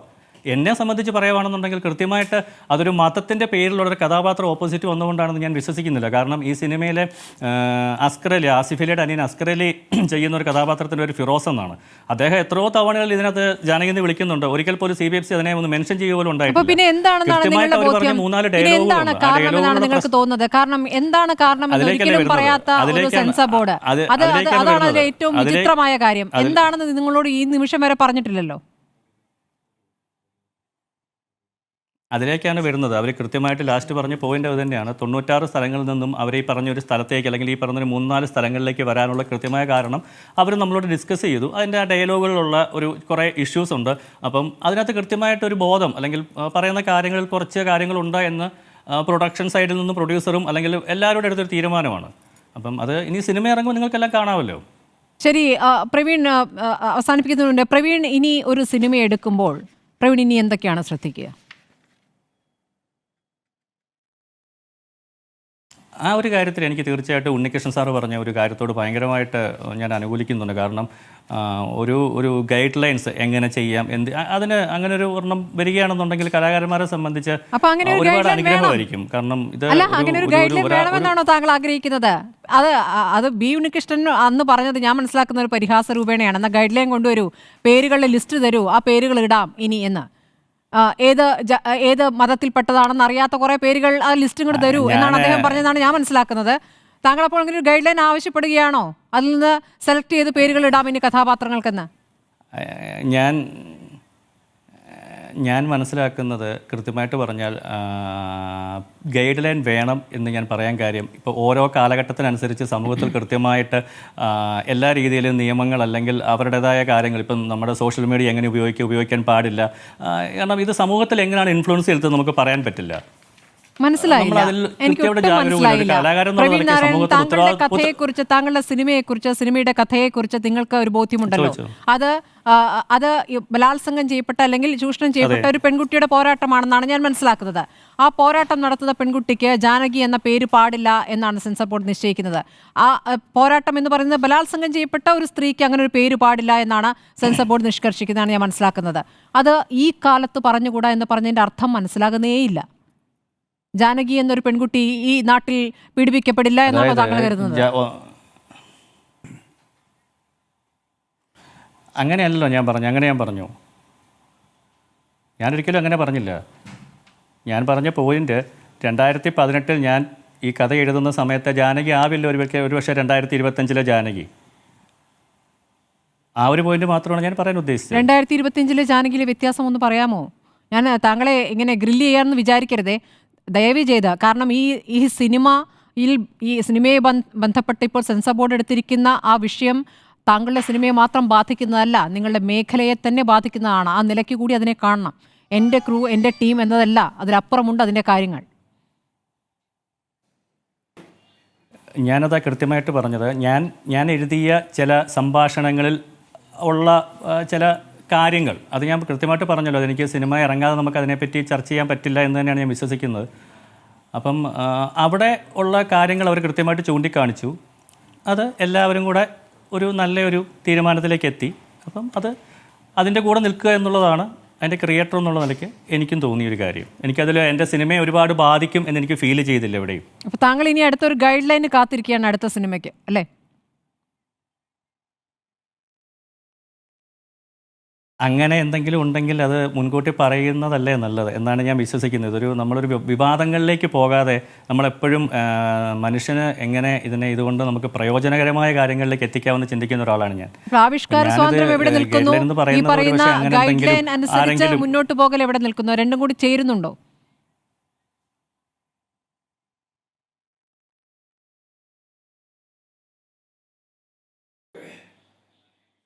രണ്ടും കൂടെ ചേരുന്നുണ്ടോ എന്ന് പറഞ്ഞു കഴിഞ്ഞാൽ ആവിഷ്കാര സ്വാതന്ത്ര്യം എന്ന് പറയുന്നത് പൂർണ്ണമായിട്ട് നമുക്ക് അനുഭവിക്കാൻ സാധിക്കുന്നുണ്ടോ ഈ രാജ്യത്ത്? ഈ രാജ്യത്ത് എവിടെയായാലും, കേരളത്തിലായാലും ഈ ഇന്ത്യയിലായാലും എവിടെയായാലും. എന്തുകൊണ്ടാണ്? അല്ല, നമ്മുടെ രാജ്യത്ത് നമുക്ക് നമ്മുടേതായ നിയമങ്ങളുണ്ട്, പല കാര്യങ്ങളും പോരാടി നേടിയിട്ടുള്ളതാണ്. അപ്പോൾ എന്താണ് ഉദ്ദേശിക്കുന്നത്? ഓരോ സർക്കാരുകളുടെ കാലത്തും ഓരോ തരത്തിലുള്ള പ്രവർത്തനങ്ങൾ ഉണ്ടാകും. രാഷ്ട്രീയം അതിലൊരു പ്രധാനപ്പെട്ട ഘടകമാകും. പക്ഷേ ഇത് രാഷ്ട്രീയമല്ലല്ലോ. ഈ വിഷയം ആ നിലയ്ക്കല്ലല്ലോ കാണേണ്ടത്. അല്ല, ഞാൻ അതിൽ തന്നെയാണ് പറയുന്നത്. നമ്മുടെ നാട്ടിൽ രാഷ്ട്രീയം, മതം, അങ്ങനെ ഒരുപാട് കാര്യങ്ങളിൽ കണക്റ്റഡായിട്ടാണ് ഒരുപാട് കാര്യങ്ങൾ കിടക്കുന്നത്. അപ്പം അതിലേക്കൊന്നും അനാവശ്യമായ ചർച്ചകൾ കൊണ്ടുപോകാൻ ഞാൻ ഈ സാഹചര്യത്തിൽ ആഗ്രഹിക്കുന്നില്ല. അതെല്ലാം വേറൊരു സന്ദർഭത്തിൽ തീർച്ചയായിട്ടും ഞാൻ പങ്കെടുക്കാം. അതിനൊന്നും ഒരു വിരോധമുള്ള കാര്യമല്ല. പക്ഷേ ഇപ്പോഴത്തെ അവസ്ഥയ്ക്ക് എനിക്ക് ഒരു ഡയറക്ടർ എന്നുള്ള നിലയ്ക്ക് സിനിമ ഇറക്കുക എന്നുള്ളത് എൻ്റെ ഏറ്റവും വലിയ ഉത്തരവാദിത്വമാണ്. അപ്പം ആ സിനിമയെ ബാധിക്കാത്ത രീതിയിൽ ആ സിനിമ മുന്നോട്ട് കൊണ്ടുപോകുക എന്നുള്ളത് കൂട്ടായിട്ടെടുത്തൊരു തീരുമാനമാണ്. ശരി പ്രവീൺ, എനിക്ക് ഇത് ഇപ്പോഴത്തെ താൽക്കാലിക പരിമിതിയായിട്ട് ഞാൻ അതിനെ കാണുകയാണ്. പ്രവീൺ, സിനിമ തിയേറ്ററിൽ എത്തേണ്ടതുണ്ട്. ഈ സിനിമ തിയേറ്ററിൽ എത്തിയ ശേഷം പ്രവീൺ കുറച്ചുകൂടി ഇതിൽ തുറന്ന പ്രതികരണം നടത്തുമെന്ന് പ്രതീക്ഷിക്കുകയാണ്. എനിക്ക് ബി ഉണ്ണികൃഷ്ണനോട് ചില കാര്യങ്ങൾ വ്യക്തത വരുത്തേണ്ടതുണ്ട്. കാരണം ഇതിപ്പോൾ ഈ രണ്ട് സംവിധായകർ തമ്മിലുള്ള ഒരു തർക്കത്തിലേക്ക് പോകുമ്പോൾ അത് വേറൊരു രൂപത്തിലേക്ക് അത് മാറുന്നുണ്ട്. ശ്രീ ബി ഉണ്ണികൃഷ്ണൻ, താങ്കൾ ഇപ്പോൾ രണ്ട് സംവിധായകരുടെയും പ്രതികരണങ്ങൾ കണ്ടു കഴിഞ്ഞു. ഒരാൾ പറയുന്നത് പോരാട്ടം തുടരേണ്ടിയിരുന്നു എന്നുള്ളതാണ്. പ്രവീണിൻ്റെ അനുഭവം പറയുകയാണ്. പ്രവീൺ എങ്ങനെയെങ്കിലും ആ സിനിമ തിയേറ്ററിലെത്തിക്കുക എന്നുള്ളതാണ് ഏറ്റവും പ്രധാനപ്പെട്ട കാര്യം. മാത്രമല്ല ഒരൊറ്റ ആളുടെ അഭിപ്രായമായി, പ്രവീണിൻ്റെ മാത്രം അഭിപ്രായമായി ചില കാര്യങ്ങൾ പറയാനും പറ്റില്ല. ഈ ഒരു ബുദ്ധിമുട്ട്, ഈ നിസ്സഹാവസ്ഥ അവിടെയുണ്ട്. അതിനിപ്പോൾ ഏത് സിനിമ എടുക്കുമ്പോഴും ആ നിസ്സഹാവസ്ഥ അത് ചെയ്യുന്ന ആൾക്കുണ്ടാകും. അപ്പോൾ സെൻസർ ബോർഡ് ഇത്തരം തീരുമാനങ്ങളുമായി മുന്നോട്ട് പോവുകയും ചെയ്യും. അപ്പോൾ എവിടെയാണ് ഒരു പോരാട്ടം സാധ്യമാവുക?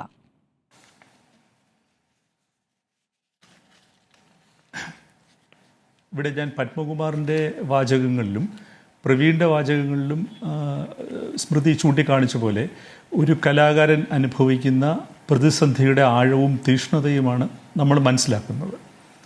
ആ വിയോജിപ്പുകൾ ഉണ്ടെങ്കിൽ പോലും അതിനിടയിൽ ഒരു സാഹോദര്യവുമുണ്ട് എന്ന് ഞാൻ വിശ്വസിക്കുന്നു. കാരണം ഒരു പൊതുവായ പ്രശ്നത്തിലെ വിയോജിപ്പുകളോടെ നമ്മളൊരു പൊതുതലം കണ്ടെത്തുക എന്നുള്ളതാണ് ഏത് ചെറുത്തുനിൽപ്പിൻ്റെയും അന്തസത്ത എന്ന് പറയുന്നത്. അതുതന്നെയാണ് നമ്മളിപ്പോൾ ശ്രമിച്ചുകൊണ്ടിരിക്കുന്നത്. തീർച്ചയായിട്ടും പ്രവീണിന് ഒരുപാട് പരിമിതികളുണ്ട്. അദ്ദേഹം തന്നെ സൂചിപ്പിച്ച പോലെ അദ്ദേഹത്തിൻ്റെ സിനിമ റിലീസ് ചെയ്യാൻ പോകുന്നു. നിർമ്മാതാവിൻ്റെ സമ്മർദ്ദമുണ്ട്. അത് നിർമ്മാതാവിൻ്റെ സമ്മർദ്ദം വളരെ ജെനുവിനാണ്. അപ്പോൾ ഇത്തരത്തിലുള്ള ഒരു തീരുമാനം അവരെടുക്കാനായിട്ട് ഒരുപാട് കാര്യങ്ങൾ പരിഗണിച്ച ശേഷമായിരിക്കും. ബഹുമാനപ്പെട്ട കോടതി ഇന്ന് ചൂണ്ടിക്കാണിച്ചത്, എനിക്ക് വേണമെങ്കിൽ ഇതിൻ്റെ ഡീറ്റെയിൽഡായിട്ടൊരു വാദം കേൾക്കാം ഓൺ മെറിറ്റ്. അത് കഴിഞ്ഞിട്ട് ഒരു ജഡ്ജ്മെൻറ്റും ഉണ്ടാകും. പക്ഷേ അപ്പോഴും അപ്പീലിന് സ്കോപ്പുണ്ട്. നിങ്ങളുടെ സിനിമയുടെ റിലീസ് ഉടനെ നടക്കണമെങ്കിൽ നിങ്ങൾ ഒരു വയ മീഡിയ ട്രൈ ചെയ്യുന്നതാണ് നല്ലത് എന്നുള്ള ഭംഗ്യം തരേണ ബഹുമാനപ്പെട്ട കോടതി പറഞ്ഞു. കോടതി വളരെ ഓപ്പണായിരുന്നു. ഒരു മെറിറ്റിൽ വാദം കേൾക്കാൻ. പക്ഷേ അതില്ലാതെ ഇത്തരത്തിലൊരു തീരുമാനത്തിലേക്ക് അവരെത്തിയത് തീർച്ചയായിട്ടും അതിൻ്റെ റിലീസ് തീയതി എന്നുള്ളത് പ്രധാനപ്പെട്ടതാണ്. അതൊരു കമേഴ്ഷ്യൽ പ്രോഡക്റ്റാണ്, അതിനൊരു എക്സ്പയറി ഡേറ്റ് ഉണ്ട്. അവർ OTT പ്ലാറ്റ്ഫോംസും സാറ്റലൈറ്റ് ചാനലുമായിട്ടൊക്കെ ഒരു ബ്രോഡ്കാസ്റ്റ് ഡേറ്റ് അവർ ഫൈനലൈസ് ചെയ്തിട്ടുണ്ടെന്ന് തോന്നുന്നു. തീർച്ചയായിട്ടും അത് മനസ്സിലാക്കാവുന്നതേ ഉള്ളൂ. പത്മകുമാറിൻ്റെത് നമുക്ക് തീർച്ചയായിട്ടും മനസ്സിലാക്കാവുന്ന കാര്യം, അദ്ദേഹം അതിൽ സോളിഡാരിറ്റി ആവശ്യപ്പെട്ട ആളുകൾ അദ്ദേഹത്തിനെ സഹായിച്ചില്ല. അപ്പോൾ നിവൃത്തികേടിന്റെ മുകളിലാണ് അദ്ദേഹവും ആ കഥാപാത്രത്തിന്റെ പേര് മാറ്റാൻ നിർബന്ധിതനായത്.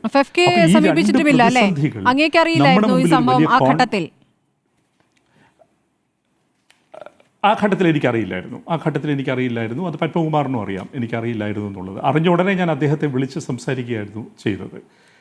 പക്ഷേ അത് ഇതിനകത്ത് അത്തരം കാര്യങ്ങളിലേക്കാൾ ഉപരി സ്മൃതി ശ്രദ്ധിച്ചിട്ടുണ്ടാവും. നമ്മൾ പറഞ്ഞ ഒരു കാര്യമുണ്ട്, ഇത് ഒരു സിനിമയ്ക്ക് വേണ്ടിയിട്ടുള്ളൊരു പോരാട്ടമായിട്ട് നമ്മൾ ഇതിനെ ചുരുക്കേണ്ടതില്ല. ഇനി വരാൻ പോകുന്ന ഫിലിം മേക്കേഴ്സ് അവർക്ക് വേണ്ടിയിട്ടുള്ളൊരു പോരാട്ടമാണ് നമ്മളിവിടെ തുടങ്ങി വെച്ചിരിക്കുന്നത്.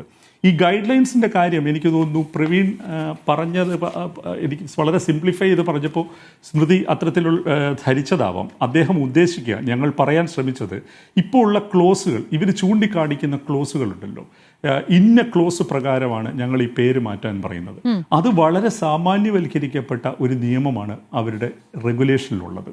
ഇതിനെ കുറച്ചും കൂടി സ്പെസിഫിക് ആയിട്ട് നമ്മൾ ഡിഫൈൻ ചെയ്യേണ്ടിയിരിക്കുന്നു. എന്തുകൊണ്ട്?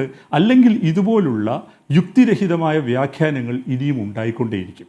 അപ്പം ഒരു സമൂലമായ പൊളിച്ചെഴുത്താണ് നമ്മൾ ആവശ്യപ്പെടുന്നത്. അല്ല, ഇതിലിപ്പോൾ പറയുന്ന ഒരു കാര്യം ശ്രീ ബി ഉണ്ണികൃഷ്ണൻ, സാമുദായികവും മതപരവുമായ ഐക്യത്തെ അപകടപ്പെടുത്തുന്നത്, അത്തരം കാര്യങ്ങൾ ഒഴിവാക്കണം, സംസ്ഥാനത്തിന്റെ സമാധാനത്തിന് അപകടമുണ്ടാക്കുന്ന ഒഴിവാക്കണം. അപ്പോൾ ഇതിന്റെയൊക്കെ പരിധിയിലേക്ക് ഈ വിഷയമോ കൊണ്ടുവരികയാണ്.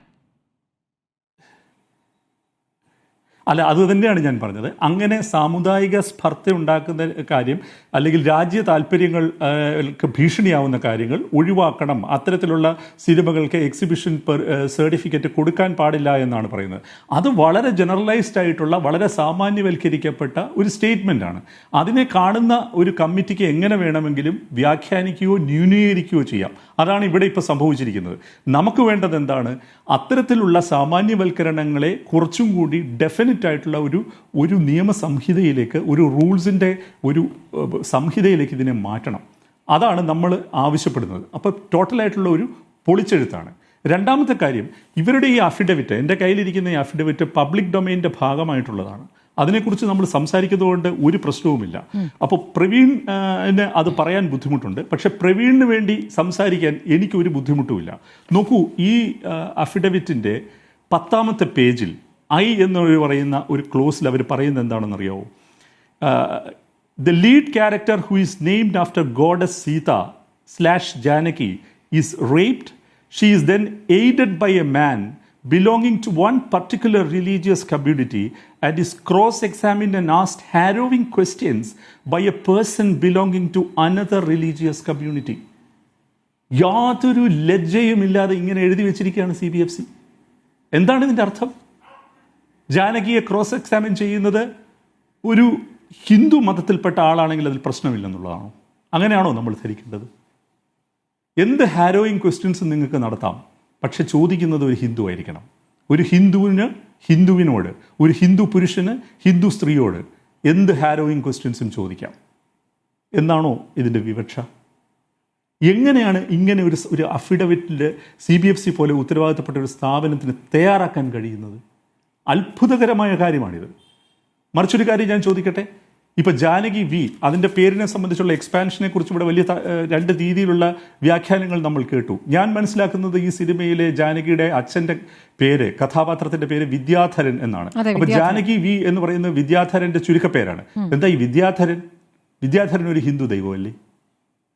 അപ്പം ജാനകി V എങ്ങനെയാണ് അവിടെ പ്രശ്നമില്ലാതായി തീരുന്നത്? അപ്പോൾ ഇത്തരത്തിലുള്ള അസംബന്ധമായിട്ടുള്ള കാര്യങ്ങളാണ് ഇവിടെ സംഭവിക്കുന്നത്. എനിക്ക് സ്മൃതി 2 മിനിറ്റ് കൂടി തരണം. കാരണം 2 കാര്യങ്ങൾ എനിക്ക് ചൂണ്ടിക്കാണിക്കാൻ ആഗ്രഹമുണ്ട്. പ്രവാചക തുല്യനായ എഴുത്തുകാരനാണ് വൈക്കം മുഹമ്മദ് ബഷീർ. അദ്ദേഹത്തിൻ്റെ പ്രേമലേഖനം എന്ന കഥയിൽ സാറാമ്മയും കേശവൻകുട്ടി നായരും വിവാഹിതരാകുമ്പോൾ അവർക്കുണ്ടാകാൻ പോകുന്ന കുട്ടിയെക്കുറിച്ച് അവർ ചർച്ച ചെയ്യുന്നുണ്ട്. എന്ത് പേരിടും എന്നുള്ളത്. പേരിൻ്റെ രാഷ്ട്രീയം എത്രയോ മുമ്പ് കണ്ട ക്രാന്തദർശിയായ ഒരു എഴുത്തുകാരനാണ് വൈക്കം മുഹമ്മദ് ബഷീർ. അവരുണ്ടാവാൻ പോകുന്ന കുട്ടിക്കിട്ട പേര് നമുക്കറിയാം. അവർ ആകാശമുട്ടായി എന്നാണ് കുട്ടിക്ക് പേരിട്ടത്. നോക്കൂ, എത്ര വലിയ രീതിയിൽ. ഇപ്പോൾ പ്രവീൺ ഇവിടെ പറഞ്ഞൊരു കാര്യമുണ്ട്, 7 വർഷം മുമ്പുള്ള ജാനകിയല്ലല്ലോ ഇന്നത്തെ ജാനകി എന്ന്. അതാണ് ഇവിടുത്തെ പ്രശ്നം. ഒരു പേര് എങ്ങോട്ട് ചുരുക്കപ്പെടുന്നു, അതിൻ്റെ പ്രത്യയശാസ്ത്രപരമായ സൂചനകൾ എന്താണ്, ഏത് വർത്തമാന കാലത്തിലൂടെയാണ് നമ്മൾ കടന്നു പോകുന്നത്. വൈക്കം മുഹമ്മദ് ബഷീർ ആകാശമുട്ടായി എന്നൊരു പേരിലൂടെ, ഒരു മെറ്റഫറിലൂടെ നമുക്ക് എത്രയോ കാലം മുമ്പ് ഈ കാലത്തെ ചൂണ്ടിക്കാണിച്ചു തന്നിരിക്കുന്നു. അപ്പോൾ ഇത് വളരെ ആഴത്തിൽ നമ്മൾ മനസ്സിലാക്കേണ്ട ഒരു പ്രശ്നമാണ്. ഇത് സർഗാത്മകതയുടെ പ്രശ്നം ഉണ്ട്, ഇതിനകത്തൊരു രാഷ്ട്രീയ പ്രശ്നമുണ്ട്. നമ്മളെന്താണ്, ഞങ്ങളെപ്പോലൊരു സംഘടന, കക്ഷി രാഷ്ട്രീയത്തിന് അതീതമായിട്ട് പ്രവർത്തിക്കുന്ന ഒരു തൊഴിലാളി സംഘടനയാണ് ഫെഫ്ക എന്ന് പറയുന്നത്. ഞങ്ങളുടെ സഹോദര സംഘടനയായ നിർമ്മാതാക്കളുടെ സംഘടന, അഭിനേതാക്കളുടെ സംഘടന, ടെലിവിഷൻ രംഗത്ത് പ്രവർത്തിക്കുന്ന സംഘടന, ഇതിനൊന്നും കക്ഷി രാഷ്ട്രീയ ബന്ധങ്ങളില്ല. ഇതിനകത്ത് എല്ലാ രാഷ്ട്രീയ കക്ഷികളിലും വിശ്വസിക്കുന്ന ആളുകളുണ്ട്, ശക്തമായി വിശ്വസിക്കുന്ന ആളുകളുണ്ട്, സജീവ പ്രവർത്തകരുണ്ട്. അപ്പം ഞങ്ങൾ ഉന്നയിക്കുന്നത് എന്താണ്, ഇത്തരത്തിലുള്ള പ്രത്യയശാസ്ത്രപരമായ ചുരുങ്ങലുകൾക്ക് അപ്പുറം പോകുന്ന ഒരു മാധ്യമമാണ് സിനിമയെന്ന തിരിച്ചറിവ് CBFC എന്നുള്ള സ്ഥാപനത്തിന് ഉണ്ടാവണം.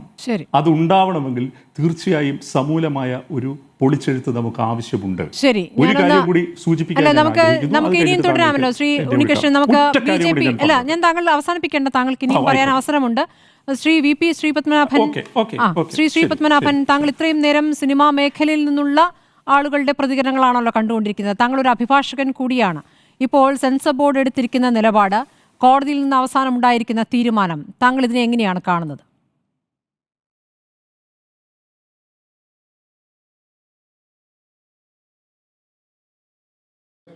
നടന്നൊരു സംഭവമാണ്. അടിയന്തരാവസ്ഥയ്ക്ക് ശേഷം തെരഞ്ഞെടുപ്പ് കഴിഞ്ഞ് ജനതാ സർക്കാർ കേന്ദ്രത്തിലും കരുണാകരൻ കേരളത്തിലും അധികാരത്തിൽ വന്നതിന് ശേഷം ഞങ്ങളന്ന് തൃശ്ശൂർ താമസിക്കുകയാണ്. അച്ഛനന്ന് അവിടെയാണ് ജോലി. അപ്പോൾ ഞങ്ങളുടെ വീടിൻ്റെ അടുത്ത് ഇപ്പോഴത്തെ ബിന്ദു തിയേറ്റർ, അന്ന് അതിൻ്റെ പേര് മാതാ തിയേറ്റർ എന്നാണ്, അവിടെ ഒരു സിനിമ കാണാൻ ഞങ്ങൾ സെക്കൻഡ് ഷോന് പോവുകയാണ്. ആ സിനിമയുടെ പേര് രാജൻ പറഞ്ഞ കഥ എന്നാണ്. സെൻസർ ബോർഡ് സെൻസർ ചെയ്ത് അനുമതി കൊടുത്ത് ഇറക്കിയ സിനിമയാണ്. പക്ഷെ ഞങ്ങൾ ആ തിയേറ്ററിൽ എത്തുമ്പോഴേക്കും കേട്ടത് പോലീസുകാർ വന്ന് ആ സിനിമയുടെ പെട്ടി എടുത്തുകൊണ്ട് പോയില്ല. കേരളം മുഴുവൻ രാജൻ പറഞ്ഞ കഥയുടെ പെട്ടി എടുത്തുകൊണ്ട് പോയി. അപ്പോൾ ആ പെട്ടി എടുത്തുകൊണ്ട് പോയത് ഏത് നിയമപ്രകാരമാണ്? ഈ രാജ്യത്തെ സെൻസർ ബോർഡ് സെൻസർ ചെയ്ത് പ്രദർശനാനുമതി കൊടുത്ത സിനിമയാണ്.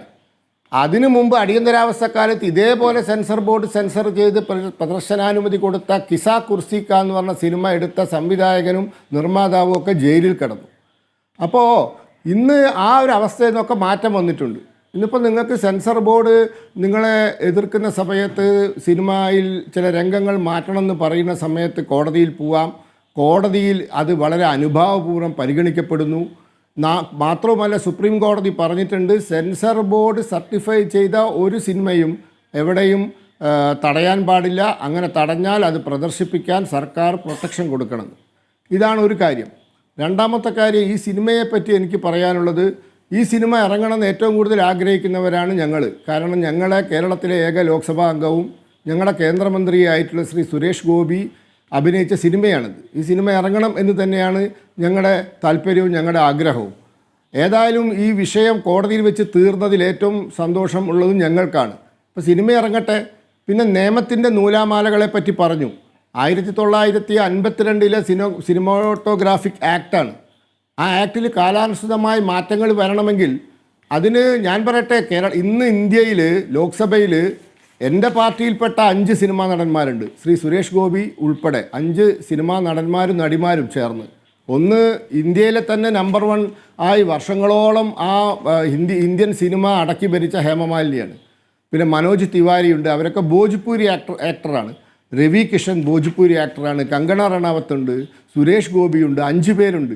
ഞങ്ങൾ ഒരുപാട് ആളുകളെ, ശത്രുഘ്ൻ സിൻഹയെയും വിനോദ് ഖന്നയെയും സണ്ണി ഡിയോളിനെയും പരേഷ് റാവൽ, ഇന്ത്യൻ സിനിമയിലെ ഏറ്റവും പ്രഗത്ഭ നടന്മാരിൽ ഒരാളാണ് പരേഷ് റാവൽ, അവരെയൊക്കെ ലോക്സഭയിൽ എത്തിച്ച പാർട്ടിയാണ് ഞങ്ങൾ. അപ്പോൾ ഞങ്ങൾക്ക് പറയാനുള്ളത്, കാലാനുസൃതമായ മാറ്റങ്ങൾ ആ നിയമത്തിൽ വരണമെങ്കിൽ അതിന് നിങ്ങൾ ഈ പാർലമെൻറ്റിൻ്റെ അകത്തുള്ള സിനിമാ മേഖലയുമായി ബന്ധപ്പെട്ട് പ്രവർത്തിക്കുന്നവരുമായി നിങ്ങൾ സഹകരിച്ച് ഈ വിഷയം കേന്ദ്ര സർക്കാരിൻ്റെ ശ്രദ്ധയിൽ കൊണ്ടുവരണം.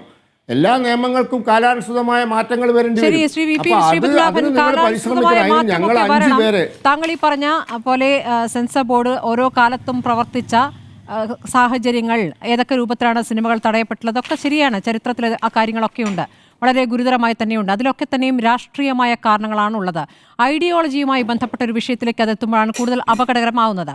ഇപ്പോൾ ശ്രീ ബി ഉണ്ണികൃഷ്ണൻ ചൂണ്ടിക്കാണിച്ചതുപോലെ ഹിന്ദു ദൈവത്തിൻ്റെ നാമധാരിയായ നായിക, ആ നായികയെ ക്രോസ് വിസ്താരം ചെയ്യാൻ ഒരു അന്യമതസ്ഥനായ അഭിഭാഷകൻ എങ്ങനെ വരും? അങ്ങനെ വന്നു കഴിഞ്ഞാൽ ഇവിടെ ആകെ പ്രശ്നമാകും എന്ന രീതിയിൽ വിവക്ഷിക്കുന്നത് എങ്ങനെയാണ്? താങ്കൾ അതിനോട് അംഗീകരിക്കുന്നുണ്ടോ? താങ്കൾ ഒരു അഭിഭാഷകനാണല്ലോ, കോടതി മുറിയിൽ മറിച്ചുള്ള സാഹചര്യങ്ങൾ ഒരുപാട് കണ്ടിട്ടുമുണ്ടാകും. അപ്പോൾ ഇത് എങ്ങനെയാണ് യാഥാർത്ഥ്യവുമായി ഒത്തുചേർന്ന് പോകുന്നത്? ഇവിടെ എന്ത് പ്രശ്നമുണ്ടാകാനാണ് അങ്ങനെ ഒരു സിനിമ വന്നാൽ? അല്ല, അതിപ്പോൾ ഇന്ന് രാജസ്ഥാൻ ഹൈക്കോടതിയുടെ വിധി സുപ്രീം കോടതി ശരിവെച്ചല്ലോ. കനയ്യലാൽ കൊലക്കേസ്, ഒരു ടൈലറായ കനയ്യലാലിനെ മുസ്ലിം തീവ്രവാദ സംഘടനയിൽപ്പെട്ട ആൾക്കാർ ചേർന്ന് കൊന്ന സിനിമ, ആ സംഭവം സിനിമയാക്കിയത് പ്രദർശിപ്പിക്കാൻ പാടില്ല എന്ന് പറഞ്ഞു കൊടുത്ത ഹർജി രാജസ്ഥാൻ ഹൈക്കോടതി തള്ളി. ഇന്ന് സുപ്രീം കോടതിയും തള്ളിയിരിക്കുകയാണ്. അപ്പോൾ അങ്ങനത്തെ ആവശ്യങ്ങളൊന്നും കോടതി അംഗീകരിക്കുന്നില്ല. കോടതി ഇത്തരത്തിലുള്ള മതപരമായ ഒരു ഭാഗത്ത് ഒരു മതത്തിൽപ്പെട്ട ആളും ഒരു ഭാഗത്ത് വേറൊരു മതം, അതായത് കൊല ചെയ്യുന്ന ആൾ ഒരു മതത്തിൽപ്പെട്ട ആളും കൊല്ലുന്ന ആൾ വേറൊരു മതത്തിൽപ്പെട്ട ആളും ആയതുകൊണ്ട് സിനിമ ഇറങ്ങരുതെന്നുള്ള വാദം സുപ്രീം കോടതി അംഗീകരിക്കുന്നില്ല. ഇന്നിപ്പോ വിധി വന്നു, കനയ്യലാൽ കൊലക്കേസ് പ്രദർശിപ്പിക്കാം, അതിലൊരു തെറ്റുമില്ല സുപ്രീം കോടതി. ഞാൻ അങ്ങയുടെ അഭിപ്രായമാണ് ചോദിച്ചത്. അതെ, ബഹുമാനപ്പെട്ട സുപ്രീം കോടതി പറഞ്ഞതാണ് എൻ്റെ അഭിപ്രായം. അതിലൊരു മാറ്റമില്ലല്ലോ. ഒരു അഭിഭാഷകൻ എന്ന നിലയിൽ സുപ്രീം കോടതി പറഞ്ഞതിൻ്റെ അപ്പുറം എനിക്കില്ല. ഇന്ന് സുപ്രീം കോടതി വിധി വന്നിരിക്കുന്നു കനയ്യലാൽ സംഭവവുമായി ബന്ധപ്പെട്ട സിനിമയിൽ. ഇന്ന് വന്നു, ഇതിപ്പോൾ നാളെ വെള്ളിയാഴ്ച ഇറങ്ങാൻ പോവാണ് ആ സിനിമ. അപ്പോൾ സുപ്രീം കോടതി എന്താ പറഞ്ഞത്? ഒരു കഥാപാത്രം ഒരു മതത്തിൽപ്പെട്ട ആളായിപ്പോയി, മറ്റൊരു കഥാപാത്രം മറ്റൊരു മതത്തിൽപ്പെട്ട ആളായിപ്പോയി, അതുകൊണ്ട് സിനിമ ഇറങ്ങാൻ പാടില്ല എന്ന് പറയുന്നതിൽ അർത്ഥമില്ല എന്ന് സുപ്രീം കോടതി ഇന്ന് പറഞ്ഞ ദിവസമാണ്. സെൻസർ ബോർഡ് എന്താണ് ആവശ്യപ്പെട്ടത്? നടപ്പാക്കാനിരിക്കുന്നു അതിന്റെ അണിയറ പ്രവർത്തകർ ഈ പറയുന്ന കാര്യങ്ങൾ അവിടെ മ്യൂട്ട് ചെയ്യുകയാണ്. അവിടെ ആ കഥാപാത്രത്തിന്റെ പേര് വിളിക്കാൻ പറ്റില്ല, ജാനകി എന്ന പേര് ആ അഭിഭാഷകന് വിളിക്കാൻ പറ്റില്ല ആ ഘട്ടത്തിൽ. അത് അവർ തമ്മിൽ എത്തിച്ചേർന്ന ഒത്തുതീർപ്പല്ല. അതിലിപ്പോൾ ഞാൻ എന്ത് പറയാനാ? അതിപ്പോൾ ഈ സിനിമയുടെ നിർമ്മാതാക്കൾ അല്ലെങ്കിൽ അണിയറ പ്രവർത്തകരും സിനിമ സെൻസർ ബോർഡുകാരും അവരുടെ വക്കീലും ചേർന്ന് കോടതിയുടെ ഒരു സജഷൻ കൊടുത്തു എന്നാണ് കേട്ടത്. അപ്പോൾ അതിൻ്റെ അവരൊരു ഒത്തുതീർപ്പിലെത്തിയല്ലേ. ഇപ്പോൾ എനിക്കതിലൊരു അഭിപ്രായം പറയാനില്ല. ഞാൻ ഇന്നത്തെ സുപ്രീം കോടതി വിധിയാണ് പറഞ്ഞത്. ടുഡേ ഈ രാജ്യത്തിൻ്റെ ഏറ്റവും പരമോന്നത നീതിപീഠം ഇന്ന് പാസ്സാക്കിയ വിധിയാണ് ഞാൻ പറഞ്ഞത്. അപ്പോൾ അതിൻ്റെ അപ്പുറമൊന്നുമില്ല. അപ്പോൾ നിങ്ങൾക്ക് അത്തരത്തിലുള്ള സംരക്ഷണം സുപ്രീം കോടതി കൊടുക്കുന്നു, അതൊന്നും സുപ്രീം കോടതി വിഷയമാക്കുന്നില്ല. എല്ലാ കാലത്തും കോടതിയിൽ വന്ന ശേഷമാണ് പല സിനിമകളും വെളിച്ചം കാണുന്നത് എന്നൊരു യാഥാർത്ഥ്യം കൂടിയുണ്ട്. എല്ലാം കോടതിയിലേക്ക് പോകട്ടെ എന്നതാണോ തീരുമാനം? അങ്ങനെയല്ല. തർക്കം വന്നു കഴിഞ്ഞാൽ പിന്നെ നിവൃത്തിയില്ലല്ലോ. കാരണം ഇതൊരു ഓട്ടോണമസ് ബോഡിയല്ലേ, മന്ത്രിക്ക് ഇടപെടാൻ പറ്റില്ലല്ലോ. ഇൻഫർമേഷൻ ആൻഡ് ബ്രോഡ്കാസ്റ്റിംഗ് മിനിസ്റ്റർക്ക് അങ്ങനെ ചെയ്യരുതെന്ന് പറയാൻ പറ്റില്ലല്ലോ. ശരി, സെൻസർ ബോർഡ് സ്വന്തം നിലയ്ക്ക് പ്രവർത്തിക്കുകയാണ് എന്നങ്ങ് വിശ്വസിക്കാം. ശരി, സ്വന്തം നിലയ്ക്ക് പ്രവർത്തിക്കുകയാണെന്നങ്ങ് വിശ്വസിക്കാം. തിരിച്ചെത്താം ഇടവേളയ്ക്ക് ശേഷം. പിന്നെ ശരി സുരേഷ് ഗോപി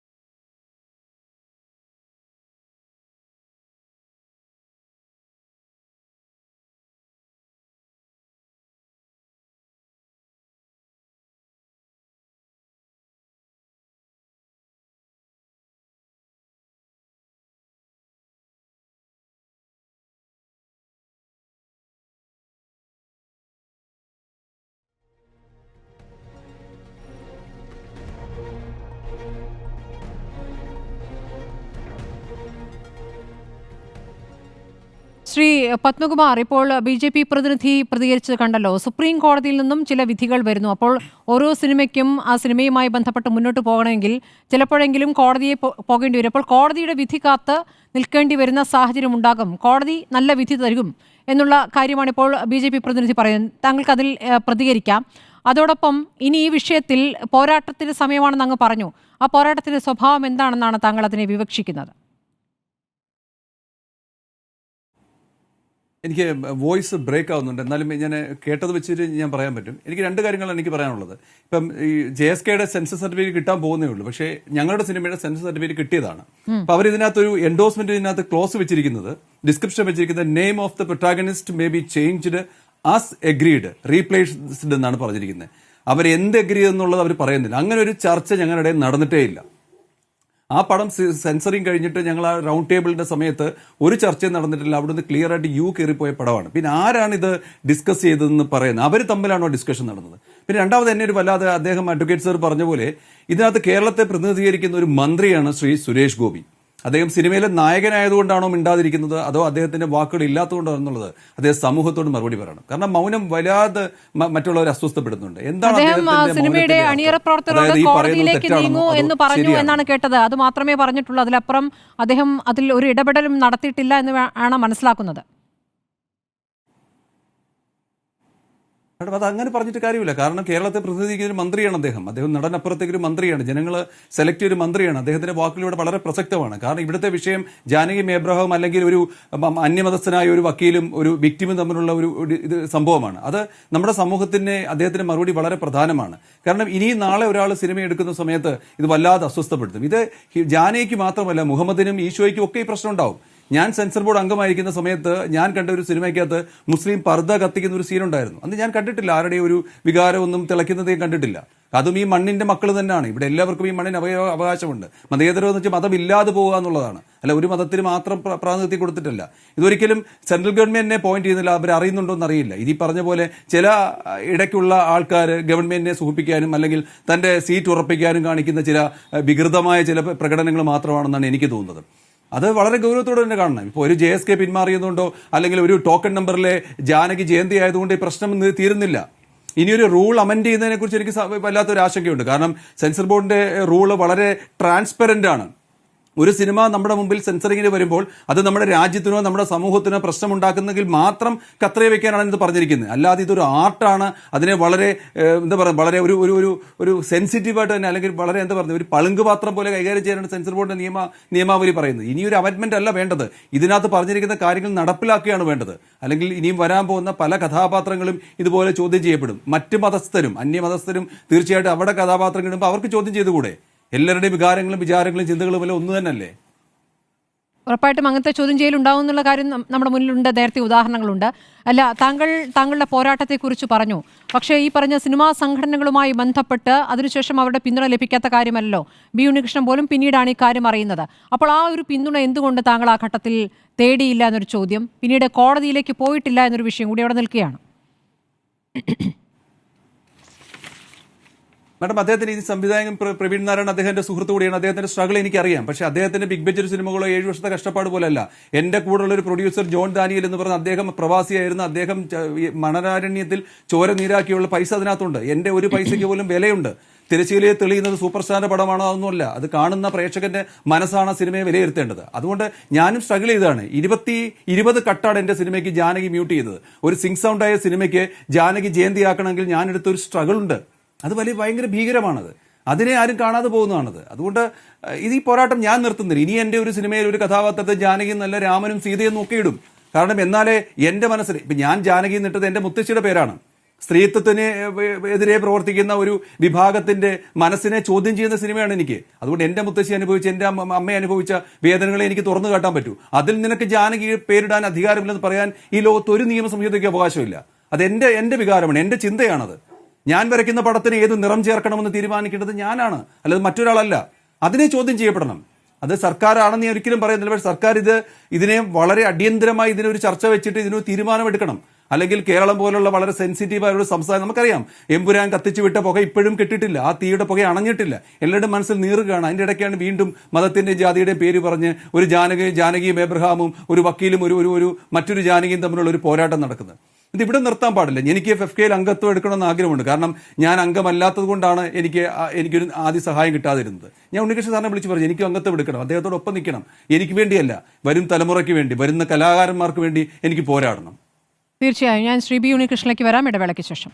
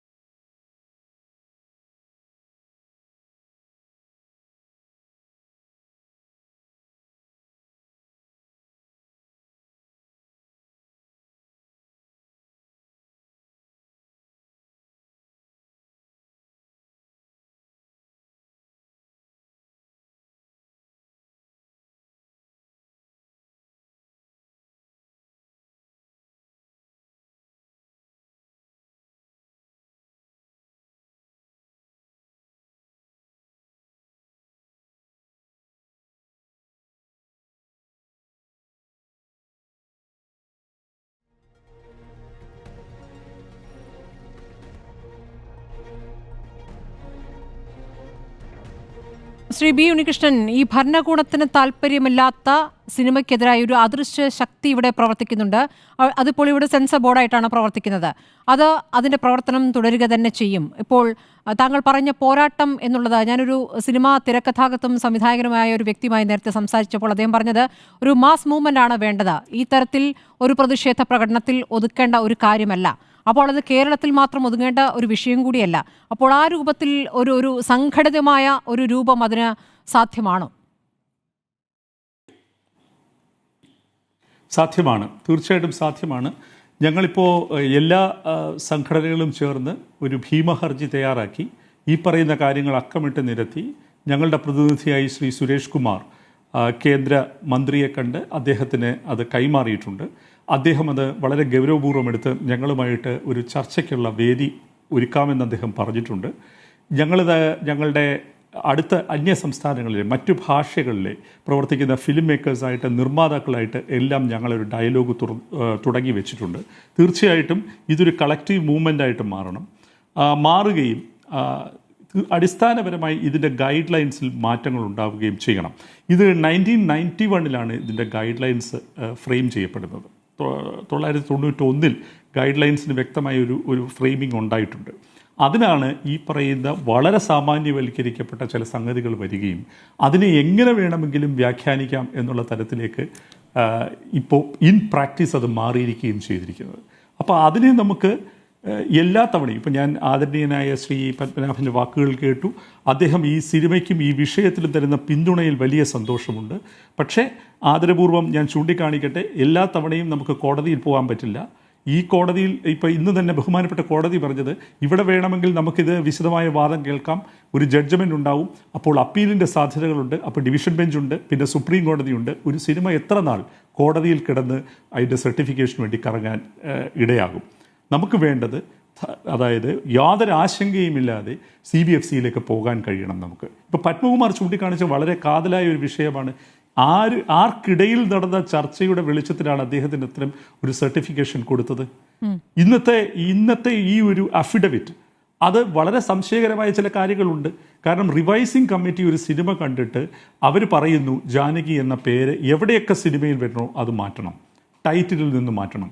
എൻ്റെ അറിവ് ശരിയാണെങ്കിൽ റിവൈസിംഗ് കമ്മിറ്റിയുടെ ഒരു തീരുമാനം ഒരു അഡ്മിനിസ്ട്രേറ്റീവ് ഡിസിഷനിലൂടെ ഓവർ റൂൾ ചെയ്യാൻ പറ്റില്ല, ചെയർമാനോ മറ്റാർക്കുമോ പറ്റില്ല. അങ്ങനെയാണെങ്കിൽ ഈ മയപ്പെടൽ എങ്ങനെ സംഭവിച്ചു? ഈ ഭേദഗതി ആരാണ് നിർദ്ദേശിച്ചത്?